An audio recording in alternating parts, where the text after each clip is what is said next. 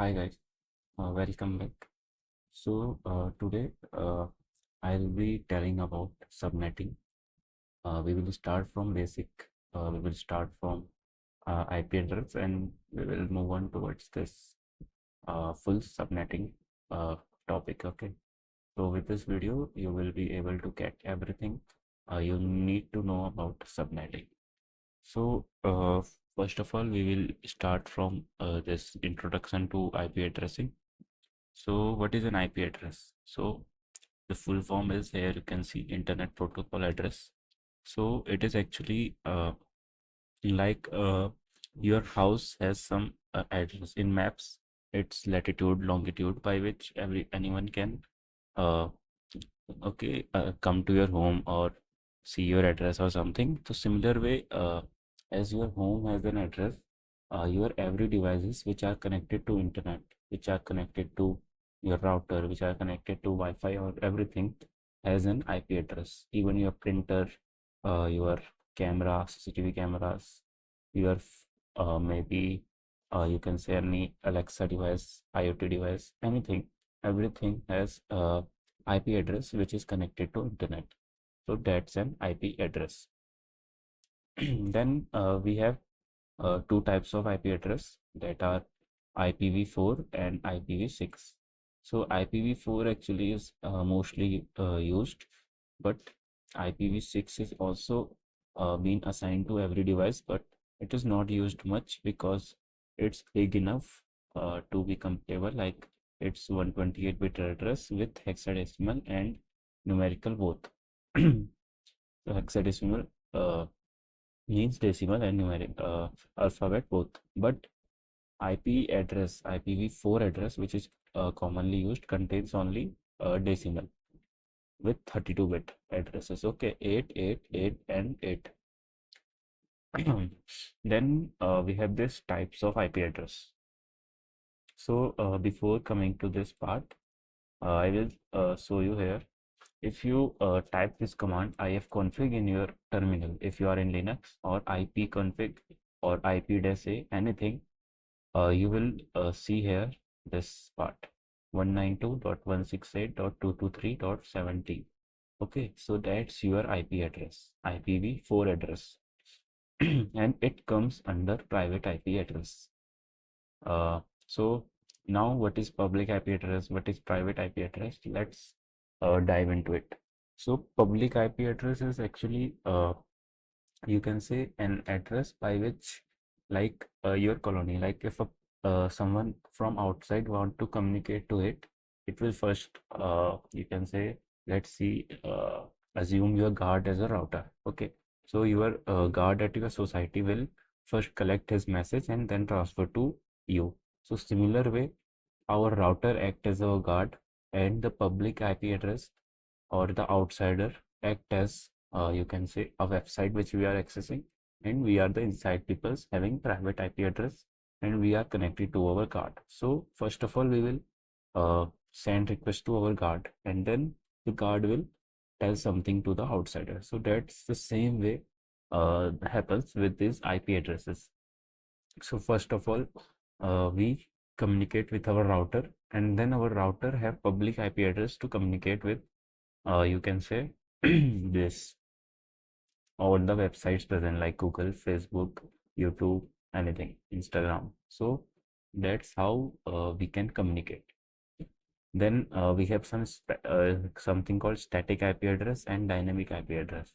So static IP address are configured to those devices like your CCTV cameras, printers, and anything. Like you have been seen, like if you have installed your CCTV camera in your home, you have been seen a login panel, which is actually some IP of the camera and then up login port. Okay, so that's what is the static IP address. It's always constant. Then we have dynamic IP address, which changed over time. Like you can say our laptop also have dynamic IP address. Then one important thing is the range of this private IP address. As you can see here, this is the most commonly used. Then this and then this. So these all three are the range of private IP addresses, so which we can use according to our need. Okay. Uh, then comes MAC address. So it's the physical address actually. It's 48 bit. Uh, it also have hexadecimal character included, and it is actually provided by the company itself. So it's unique for every machine of that company. So okay, so that's enough about MAC address. Doesn't require much. So here you can see this is the 48-bit MAC address. Every and one more thing, the starting 4 bit actually are um, related to the company itself. Okay, so that's is what an MAC address is. And one more important thing is the MAC addresses are physically unique. Okay, but the IP addresses are globally unique for public IP address, and you can say logically unique within a network site. So that I will just come later a bit. So first of all, let's start with this subnetting basic. So this is very important thing, subnetting part. So with the help of, so what is subnetting actually is divides the large network into smaller and efficient subnetworks. Okay, that's why it's called subnetting. Okay, so it helps us managing IP address more efficiently. It also improve the network performance as it reduces the network traffic. Okay, so the one more point which is more very important in this subnet part is the efficient utilization of the IP addresses. So as we know that the IPv4 addresses are limited, so we have to use these addresses efficiently. So that's what subnetting does. It allows, it prevents the wastage of IP address. Okay, so now there is a thing which is called this subnet mask, net mask. Okay, so what is this subnet mask? What is this net mask? Before understanding that, you need to know about this network portion and host portion in every you can say IP address, right? Okay, so network portion is what it identifies the network the device belong to. Okay, actually maybe it may be the company or something. Okay, then this host portion is the specific device, identifies the specific device within the network. Okay, then we have this network mask and CIDR concept. So network mask actually divides our IP addresses into class ranges A, B, C, and we also have D and E, but that we don't use. So these actually these IP addresses classes, the D and E are actually experimental. Like the E class is from uh, that. Okay, so I will come to that later. So it's not much important, but okay, if you we can tell you like the A class majorly range from 1.0.0.0 to 126.255.255.255. Then this B class ranges from 128.0.0.0 to 191. Okay, and then similarly the C class range from 192 to 223. That's it. Then after that there's class D and D, which are used by class E is used by FBI and CBI, these agencies, and class D is actually used for multicasting. Okay, then the one more thing, if you notice, in class A it ends till 126 and class B starts from 128. Then there is a wide range of IP address, around 16 million IP addresses, which are you called loopback addresses. So these loopback addresses are used by our local machine. So here in this you can see this part that is 127.0.0.1. So this is only the loopback addresses. So this is actually class A IP address. That's why it's can able to generate 16 million IPs. Okay, so the subnet mask here you can see 255.0.0.0, similar as this class A. Then comes this CIDR, that is classless routing. Okay, so instead of uh, dividing IP addresses based on class like A, B, C, it actually uses the prefix length. Okay, it uses the length of the host address to denote, sorry, the network address to denote. Like we have studied already about host address and network address. So here is this table which will tell you everything. Like if we have this class A IP address, then here you can see we are using this 8 bits as network bits and this 24 bits as host bit. It means that these 24 bits can be anything. Okay, like this will be fixed from 0 to 255, but this part will be can be anything. So it totally contain approx 16 million IPs. Here you can see. Then here the one thing, if you will notice, like the usable hosts are only 2. So this is because we have two you can say leave two IPs that are one for broadcasting and one for tunneling. That is what actually which help to communicate between the router and the outside world. Okay, like there is a broadcast address and here I will show you that. Okay, and there is a default gateway address that need to be reserved. So here you can see this 2.255 is the broadcast address and that should be reserved. So that's why we have two less you can say IPs. Then if we move on towards the next class, that is class B. Here we have this as CIDR notation /16. So here we can use 16 as network bits we have, and 8 and 16 as the host bit. Similarly, in class C, we have 24 as network bit and 8 as host bits.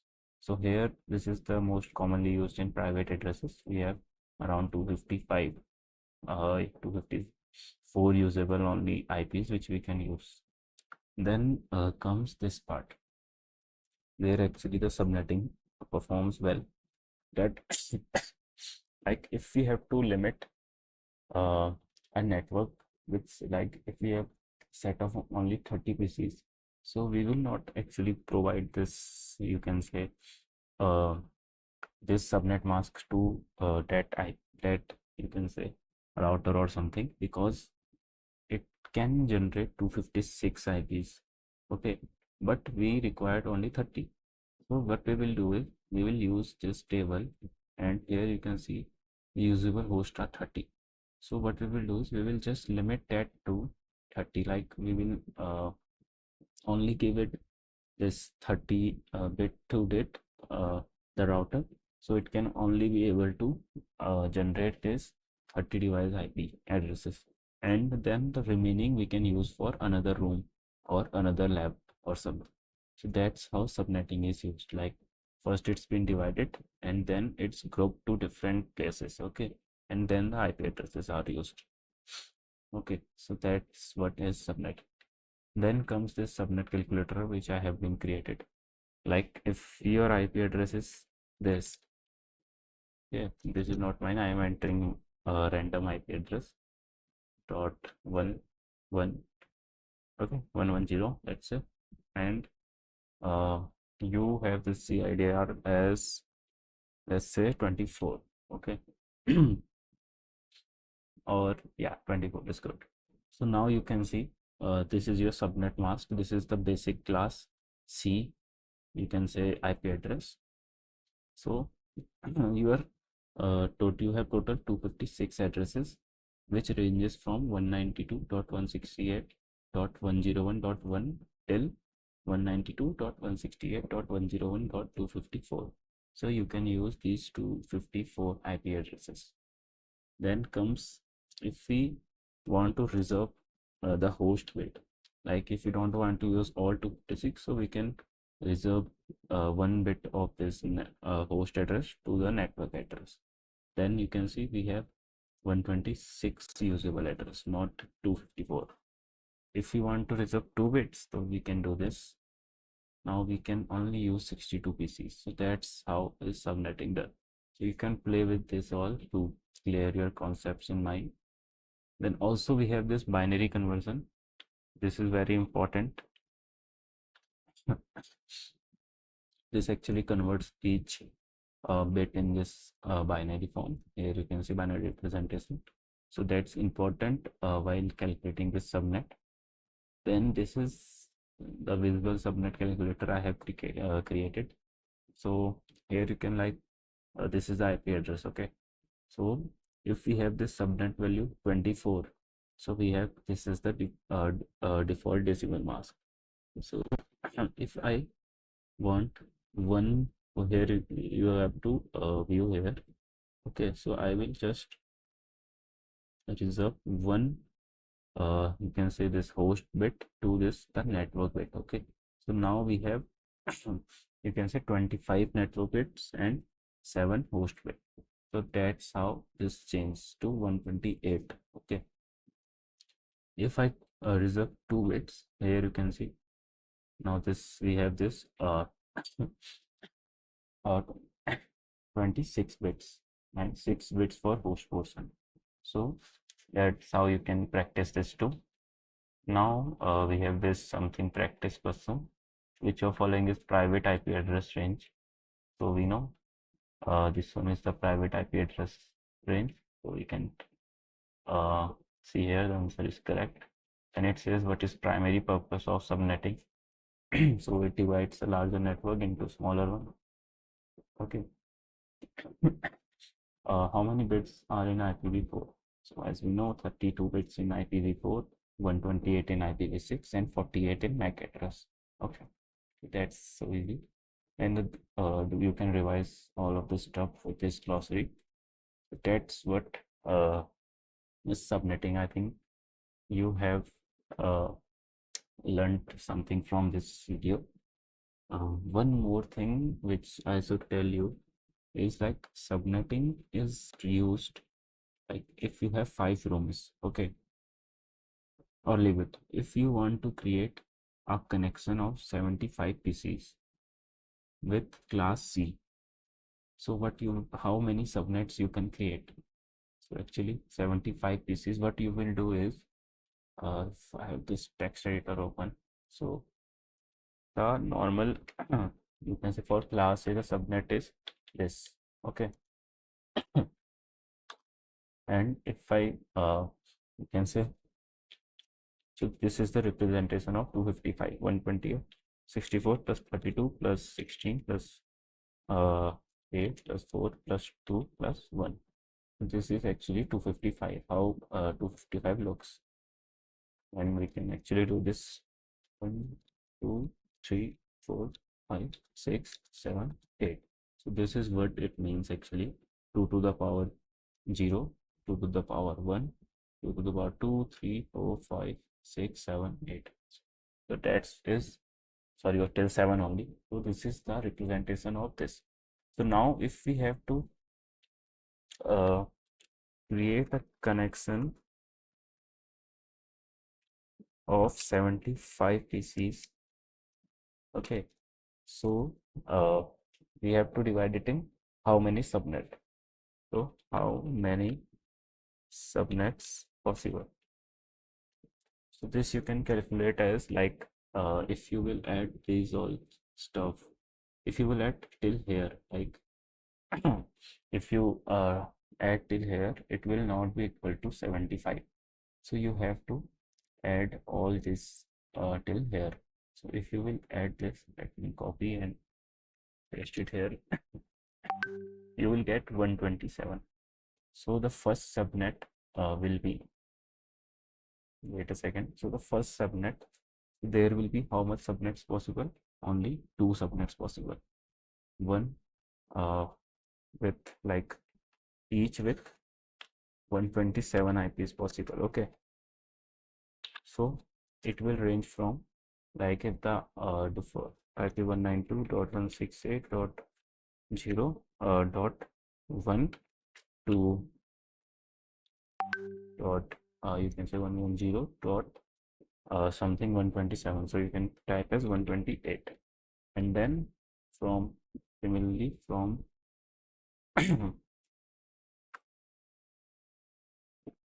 this is would be 126, and this will be 0, and this should be 127 right here, this should be 120, this should be 255. Yeah, so now you have, wait a second, let me do this calculation once. 255 minus 127 is 128. Okay, so actually we can't use 255, so till 254. So these are the usable addresses. Okay, this and this. So we have now two ranges of subnet. Like we can use one this with both with network mask. Okay, the network mask will be same for both 255.255.255.128, as we have reserved reserved one host bit to the network web. Same network mask will be of both. So that's how I think the subnetting is done. Okay, so you can practice more. Like if you want to do supernetting, then take one bit from network bit subnetting. So this all is actually this calculation part only. You can easily learn it. So that's it. I think I hope you like this video. Thank you.